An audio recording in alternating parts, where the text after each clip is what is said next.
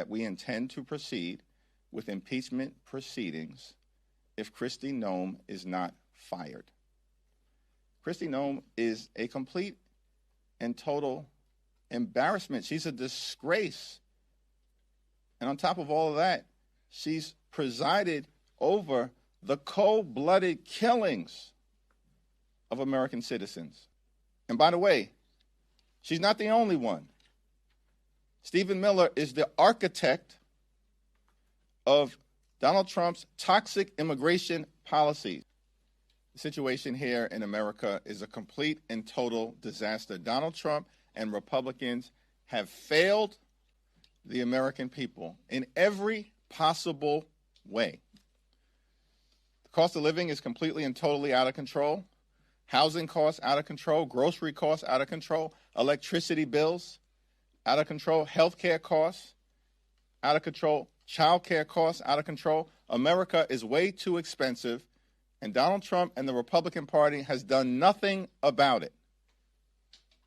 Under Republican policies, costs haven't gone down in America, costs have gone up, including for reasons that relate directly to Trump's tariffs, which have increased costs by thousands of dollars per year on everyday Americans. We have a broken healthcare system and a Republican healthcare crisis. Republicans have enacted the largest cut to Medicaid in American history. Hospitals, nursing homes, and community-based health clinics have closed because of toxic Republican policies in the One Big Ugly Bill. And Republicans in the Senate refuse to extend the Affordable Care Act tax credits, which is going to skyrocket health care costs for tens of millions of Americans who will be unable to afford to go see a doctor when they need one. Hakeem Jeffries addressed the first year of the Trump administration, describing the state of the nation as a complete and total disaster. According to him, the failures of Donald Trump and the Republican Party have been felt across every sector. Cost of living, from housing and groceries to energy and health care, has spiraled out of control. Despite promises to alleviate these pressures, he argued that costs have only increased, partly due to policies like tariffs that have burdened American families with thousands of dollars in additional expenses each year. Hakeem Jeffries highlighted that Republicans enacted the largest Medicaid cuts in U.S. history, leading to hospital closures and reduced access to vital services. He also pointed out that Senate Republicans have refused to extend tax credits under the Affordable Care Act, which threatens to make health care unaffordable for tens of millions of Americans.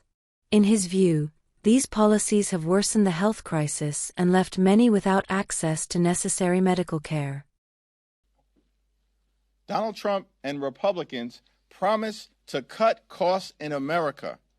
Instead, the Republican Department of Homeland Security is cutting down American lives in cold blood. It's completely and totally unacceptable. Taxpayer dollars should be used to make life more affordable for the American people, not brutalize everyday Americans or kill American citizens. But that's exactly what's happening right now in the United States of America, which is why dramatic change is needed with the Department of Homeland Security before any appropriations bill related to ICE or CBP proceeds. That's the Democratic position, because that's the position of the American people. Overwhelming majority of Senate Democrats stood together. We're winning election after election after election. Republicans are being crushed. Donald Trump's approval rating is underwater, including as it relates to the economy, health care, and immigration. These extremists are completely and totally on the run. So yes, short answer, we are on the same page. Now, with respect to what emerges from the Senate, as is always the case, we will evaluate whatever bill comes over to us on its merits. Second row. You've said that you are going to commence impeachment proceedings against Kristi Noem if she's not fired. At what point do you say, okay, she's not being fired, we're commencing these proceedings? And have you had any conversations with Republicans that you think will rally with that effort? I have not specifically spoken to any Republican other than Speaker Mike Johnson as it relates to the appropriations bill. I did reiterate in my conversation with Speaker Johnson that we intend to proceed with impeachment proceedings if Kristi Noem is not fired. Kristi Noem is a complete and total embarrassment. She's a disgrace. And on top of all of that, she's presided over the cold-blooded killings of American citizens like Renee Nicole Good and Alex Preddy. Unacceptable. She should have never been confirmed. Shame on every Republican in the Senate who put this wildly unqualified person into a position of significance in the Department of Homeland Security so she could unleash brutalization on everyday Americans, American citizens, and law-abiding immigrant families. It's disgraceful. She's got to go. We are dead serious. She needs to be put on ice permanently. She's got to go. By the way, she's not the only one. Stephen Miller is the architect of Donald Trump's toxic immigration policies. He's a stone-cold liar. He's a bigot. He's a hateful individual. He's a malignant, unelected interloper. He needs to go as well.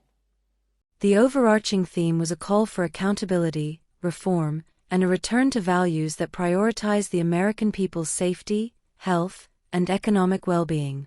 The speaker's tone underscored the urgency of addressing systemic issues in immigration enforcement, health care, and economic policy, asserting that the current trajectory is unsustainable and unjust. These statements by Hakeem Jeffries serve as a pointed reminder of the deep divisions and the ongoing debates about the direction of the nation.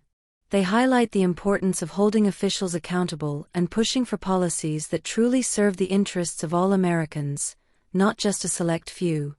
Why does Donald Trump, if he truly is trying to change direction, have these people around? So when we evaluate the administration's intentions, we're not interested in a change in tone. We're interested in a change in behavior on the ground in American communities across the country and as it relates to the people who are around Donald Trump.